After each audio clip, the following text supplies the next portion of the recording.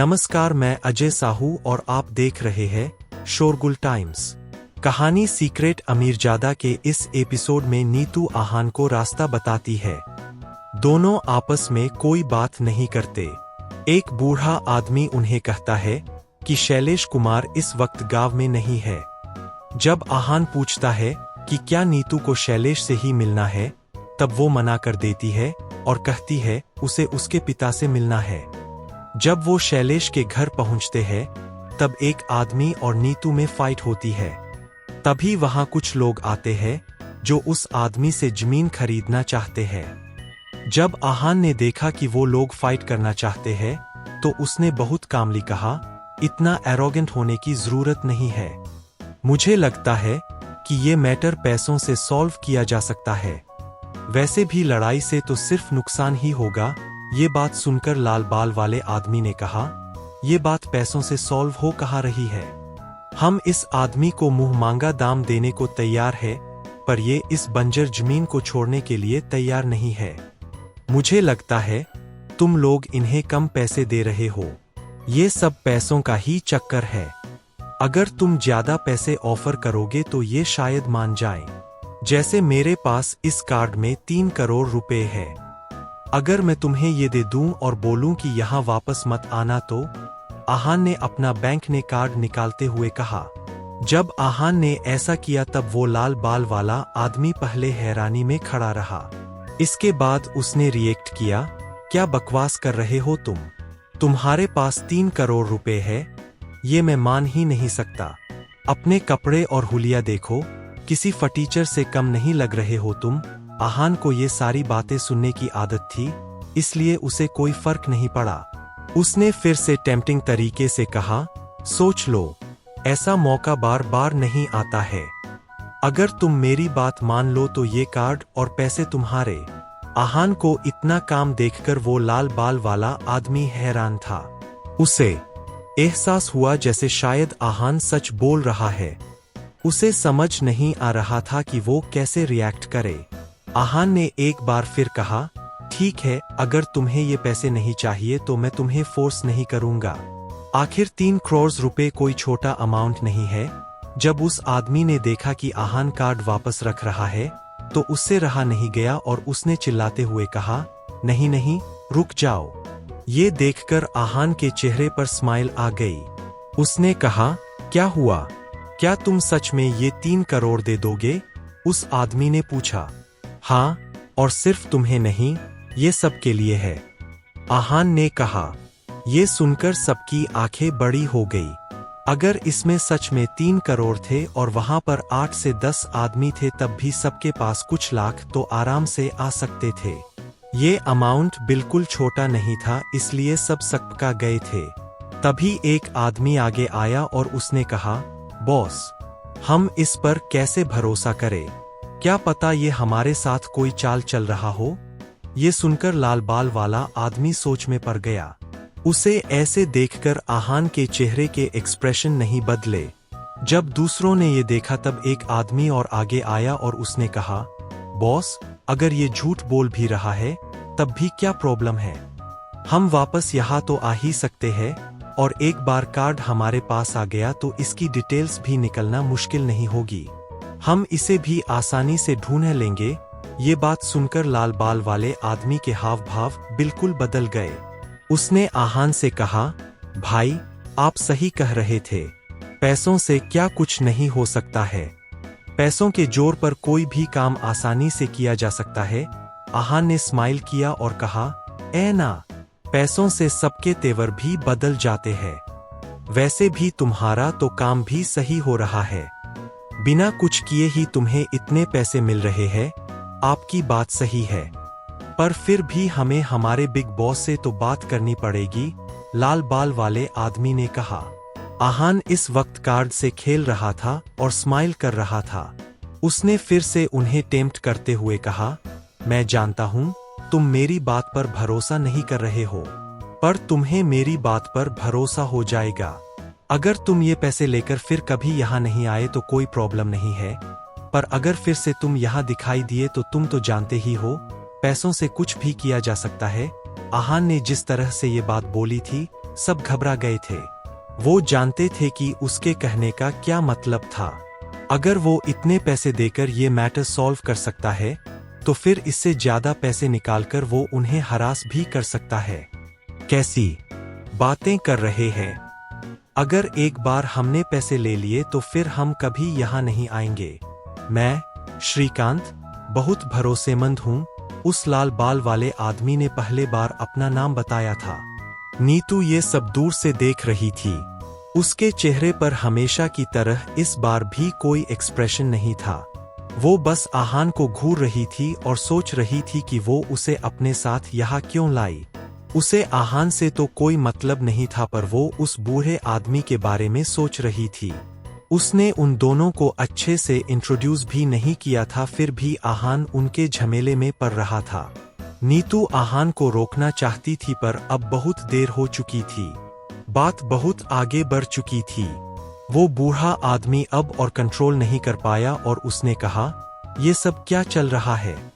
माना तुम्हारे पास बहुत पैसे है, पर तुम ऐसे ही किसी के लिए किसी को इतने पैसे नहीं दे सकते। उसने आहान की तरफ देखते हुए कहा और इसके बाद उसने श्रीकांत की तरफ देखा और कहा, और तुम यहाँ आए और इससे पैसे लेने के लिए तैयार हो गए। उस बूढ़े आदमी को दोनों पर ही बहुत गुस्सा आ रहा था। दोनों को लेकर उसका इंप्रेशन कुछ खास अच्छा नहीं था। आहान कुछ कह पाता उससे पहले ही श्रीकांत ने कहा, मैं अपने भाई से बात कर रहा हूँ, आप बीच में क्यों बोल रहे हैं? ये सुनकर आहान ने कहा, तुम्हें जवाब देने के लिए किसने कहा? मैं बात कर रहा हूं ना। श्रीकांत बिल्कुल चुप हो गया। उसका टेम्पर आहान की तरफ बिल्कुल बदल चुका था, इसलिए अब भले ही आहान उसे कुछ भी कह ले, उसे फर्क नहीं पड़ने वाला था। सॉरी भाई, श्रीकांत ने कहा। आहान ने अपने बैंक कार्ड को उसकी तरफ फेंका और कहा, यहां से दफा हो जाओ। श्रीकांत ने कार्ड उठाया और उसे देखने लगा। तब आहान ने फिर से कहा, अब क्या है? पैसे मिलने के बाद यहाँ क्यों खड़े हो? श्रीकांत ने तुरंत कहा, नहीं नहीं भाई, हम बस जा ही रहे हैं। हमें पैसे मिल गए हैं, अब हम फिर कभी यहाँ नहीं आएंगे। आप चिंता मत कीजिए, हम जा रहे हैं। इसके बाद वो कार में बैठकर चले गए। सब पैसे पाकर बहुत खुश थे। इस वक्त जो नाखुश था वो बूढ़ा आदमी। उन्होंने आहान की तरफ देखा और कहा, तुम्हें दूसरे लोगों के काम के बीच में टांग नहीं अड़ानी चाहिए। वो मैटर मेरे और उनके बीच का था। तुम्हें क्या लगता है, तुमने ये मैटर सॉल्व कर दिया, इसलिए मैं बहुत शुक्रगुजार हूँ और तुम्हें थैंक यू बोलूंगा। वो बूढ़ा आदमी आहान से बहुत डिसअपॉइंटेड था। उसे हमेशा से ऐसे अमीर लोगों से प्रॉब्लम होती थी। आहान समझ गया था कि ये उनका नेचर है। उसने ज्यादा कुछ रिएक्ट नहीं किया। ये उसके लिए कोई बहुत बड़ा अमाउंट नहीं था। अगर उससे उनकी प्रॉब्लम सॉल्व हो रही थी तो फिर उसे कोई प्रॉब्लम नहीं थी। आहान ने बहुत कामली कहा, मिस नीतू आपसे यहाँ बात करने आई है। अगर आपको मुझे देखकर गुस्सा आ रहा है तो फिर मैं यहाँ रुक जाता हूँ। आप लोग अंदर बैठकर बात कर सकते हैं। उस बूढ़े आदमी ने कुछ नहीं कहा। भले ही वो आहान से गुस्सा था, पर कहीं ना कहीं वो अपनी प्रॉब्लम सॉल्व हो जाने की वजह से खुश भी था। जब वो आदमी बिना कुछ बोले अंदर चला गया, तब नीतू और आहान भी उनके पीछे पीछे चले गए। जब उस आदमी ने कुछ नहीं कहा तो फिर आहान कैसे रुक सकता था। जब वो अंदर गए तब उन्होंने देखा कि घर ज्यादा बड़ा नहीं था। वो लोग एक रूम में बैठे थे जिसमें ज्यादा से ज्यादा 4 लोग ही बैठ सकते थे। वो बूढ़ा आदमी एक स्टूल पर बैठ गया। उन्होंने उन दोनों को ना पानी ऑफर किया और ना ही चाय के बारे में पूछा। वो दोनों वहां खड़े थे। तब नीतू ने कहा, आप जानते ही होंगे कि मैं यहाँ क्यों आई। आहान वहां चुपचाप खड़ा था। वो जानता था कि उन दोनों के बीच में कोई बहुत सीरियस और एक्साइटिंग बात होने वाली है।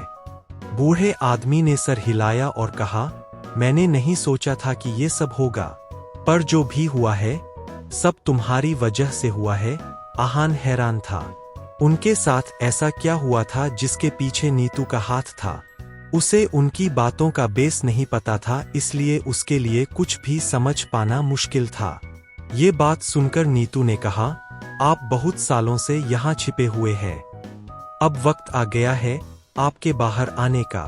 अब हमें भी वो करना है जो उन लोगों ने किया था। आप ऐसे ही बुली नहीं हो सकते हैं। आहान को समझ नहीं आ रहा था कि उन दोनों के बीच में क्या बात हो रही थी। वो कुछ समझ पाता उससे पहले ही उसे किसी के आने की आवाज आई। आहान ने जब पीछे मुड़कर देखा तो उसे उस बूढ़े आदमी जैसा सिमिलर इंसान नजर आया, पर वो काफी यंग था। वो उस आदमी का बेटा शैलेश था। शैलेश जब घर में आया तब उसे उम्मीद नहीं थी कि वहां पर मेहमान होंगे। उसने बहुत वार्मली कहा, पापा, घर में मेहमान आए हैं और आपने उन्हें चेयर तक नहीं दी। शैलेश के पिता ने कुछ जवाब नहीं दिया। शैलेश ने आहान और नीतू को देखा और कहा, सॉरी, पापा का नेचर थोड़ा ऐसा ही है। ये कहने के बाद शैलेश ने उन दोनों को चेयर दी और पानी ऑफर किया। आहान तो चेयर पर बैठ गया, पर नीतू वहीं खड़ी रही।